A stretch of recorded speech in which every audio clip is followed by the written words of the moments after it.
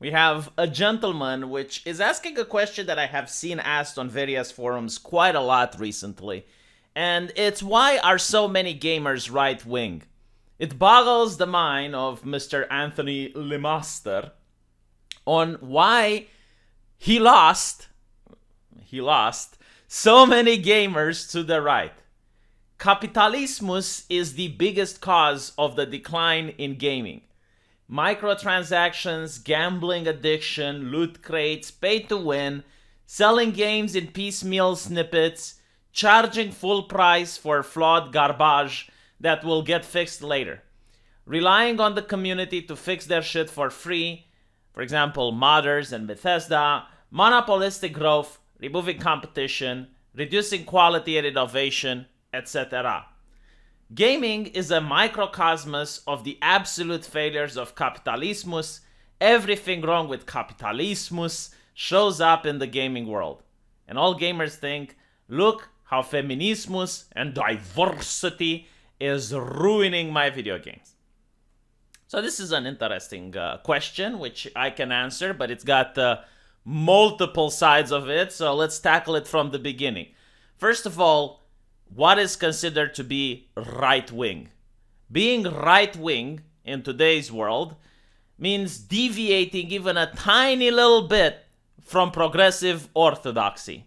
So for example, if you're a raging feminist, but you don't happen to think that trans women are women, well, you're kind of right-wing, aren't you? If you are a progressive person like Destiny, but you come up with the wild conspiratorial opinion that Kyle Rittenhouse may have defended himself, well, you're kind of spewing right-wing points, aren't you? So, because being left-wing right now is a prestigious exclusive club where if you do not believe 100% in the left orthodoxy, you're cast out, it's very easy to become right-wing. Secondly, if we look at the realistic aspect of this, it's not really left-wing and right-wing. There's a lot of people that legitimately do not care about politics whatsoever and just want to play video games. People who do not go out to vote, people who might not even know what a Democrat or a Republican is, people who are not concerned in the slightest about the economy or social issues, people who just want to play video games. So, are they right-wing? They probably are, because they don't necessarily believe that trans women are women, or maybe they have some hot take about Kyle Rittenhouse and self-defense. So again, you know, like it's very easy to throw those people in, but what also happens, especially when you're talking about diversity and feminismus, you have those people that want to be left alone, and usually people who want to be left alone, surprisingly, are the overwhelming majority. And someone said that the overwhelming majority aren't players in the culture war, they're the spoils of the victor. So whoever gets to win the culture war gets to have the spoils in dominating the majority and influencing their will upon them. And this is what the left did with progressive values and stuff. So they will say, okay, you can't have sexy women in video games because you're contributing to rape culture. So you in your bedroom, isolated from everyone else, if you play a video game that's lewd, well, you're oppressing women. All the women everywhere, in every society, throughout the time period of history, you're doing the oppression because you're playing a lewd video game. You're not allowed to play video games that have problematic concepts. Recently, a video game was canceled because you could play as the SWAT, and in one of the levels, it involved a school shooting.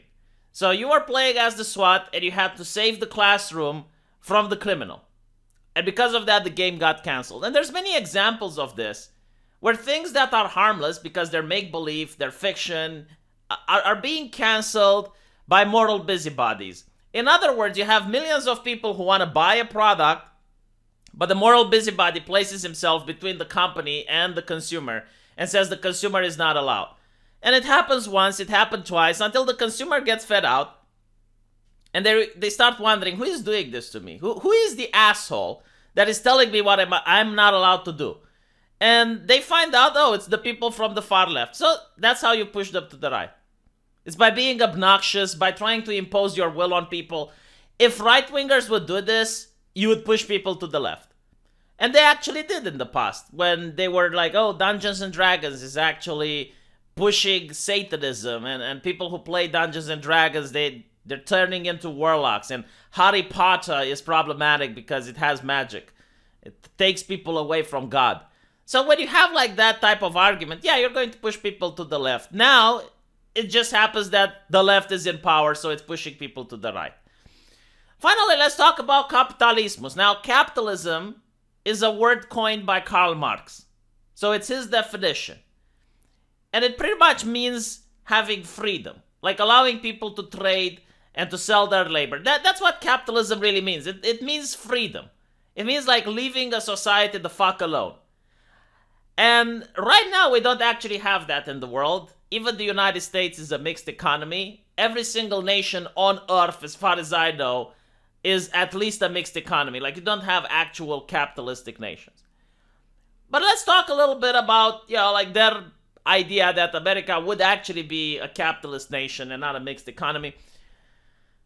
Video games and entertainment can only happen in nations that are free. Nations that are theocratic, like Saudi Arabia. Nations that are authoritarian, like the Soviet Union. Those nations do not create video games because those nations do not care about entertainment. They care about getting people to work, using people as a resource to boost the economy. That's what they care about. Usually nations that are despotic, they have a couple of people that are in control, the inner party members, and the inner party members just want to get rich. So they use their people in order to boost up the economy so that they can benefit from the wealth. There is no communist nation on earth if you do not think that the Soviet Union was communist, or if you don't think China is communist. Like, if you do not accept that nations who have a communist revolution do not live to the standards of the revolution, then by your definition, there is no communist nation on earth. Okay, it's a utopia. It just doesn't happen. So, only nations that have freedom and liberty can create good entertainment. In other words, create video games. Because if you look at it, video games are incredibly wasteful. So not only do you need to have a state-of-the-art computer, which uses a lot of resources, and also uses a lot of power, so if you're an environmentalist, you should be worried about that as well. But then you also fill up the time of citizens with useless video games, so now they're spending a lot of time on their computer rather than studying or working. So nations that aren't like the United States, like a nation like China, does not really appreciate video games. Which is why recently China is censoring Genshin Impact. It's why China is censoring just how much time people are allowed to play video games, so on and so forth. So the only place where you can have them are places like the United States. The problem is that, as everything, the more it becomes successful, it turns into a corporation. When it turns into a corporation, the people who are in charge are being the salespeople and the HR people. Meaning that the people who actually code and make the video game, they are more and more distanced from the people that actually make the corporate decisions. The new project that comes out, the new product, is not appreciated by the customers because they feel that they've lost touch. So this is why you have all the DLC and all of the other stuff.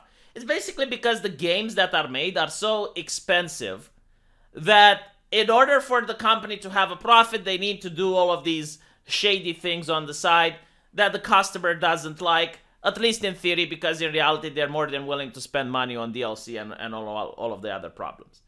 Still, you have the independent games. Independent people do not do this bullshit. Usually people who are independent, they do not have the DLC, they do not have the NFTs, so on and so forth.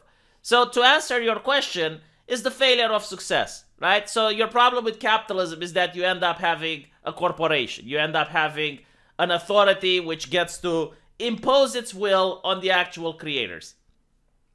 Well, what is the alternative? Your alternative to this is to create the state to be the maximum authority and impose its will on the creators. Isn't that really the same thing? I mean, it's not really a solution. You're just accelerating the problem. And not to mention, like, why are people complaining about capitalism, especially today, when you have access to crowdfunding? Never before in human history could an artist or someone that's creative have access to people giving him cash so he can start his own project. The only people that I genuinely think are making video games bad are the ones that are enforcing the current culture. Like, this is the message that you need to send in your video games. This is the narrative. And if you deviate from it, it's problematic. I think that's what's ruining video games a lot more than DLC and whatever nonsense you have. Because, like, now the company knows what the consumer wants. They know what the people want. They want booba, like we saw in Resident Evil. And they're like, okay, we can't give booba because a couple of more busybodies get upset. But let me know what you guys think, and I'll see you in the comment section. Take care.